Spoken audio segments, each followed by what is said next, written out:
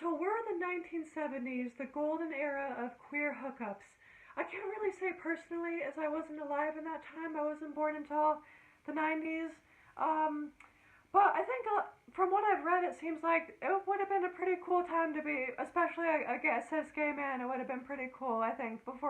This was before the shadow of AIDS, obviously. It would not have been good to be a gay man in the 80s. It would have been fucking awful and terrifying, and you very well might have died just for doing natural human instincts. Um, but yeah, it seems like to me like the 1970s really was an era of just all sorts of sexual exploration and, the proliferation of cruising spots and parks and bathhouses and all these kind of things started to pop up in the 70s. So why did this happen? Let's take a deeper dive. So a lot of this started with the Stonewall Riots in 1969, and well, I've actually been to the Stonewall myself multiple times in New York City, where it all started. And as you all probably know, that was basically what started the modern gay rights movement.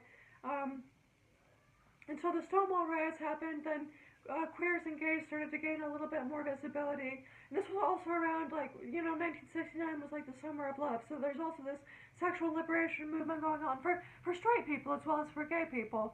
So that kind of all overlapped. So the sexual liberation movement is overlapping with the queer liberation movement, which I think just sparked this amazing proliferation of all the bathhouses, cruising spots, etc. This was kind of the rise of leather culture, leather bars, like the Mine Shaft, which was either in San Francisco or New York, I forget which one, but spaces of this is when the leather daddies started to, I think actually leather daddies started in the 50s, but they started to become more widespread like in the 70s. Yeah, there was just more places started popping up for really more cis gay men, I think, than like lesbians, but some places for lesbians too. I think there was some opportunity for lesbians too. Non-binary was not even a thing then, really. It wasn't even a thing until like 10 years ago. Um, but yeah, it just seems like it would have been pretty cool. And this was also when the rise of cruising culture kind of really started, especially with the Hanky Code. So for those of you who don't know, the Hanky Code is when you put a handkerchief in your pocket. I forget which one is the dominant and which is the submissive pocket. I think right's submissive and left is dominant, or maybe it's the other way around. But you signal your sexual desires, like red is fisting, black is BDSM, etc. And so gay men would use this to signal their sexual desires to each other, and that sprung up in San Francisco in the 70s.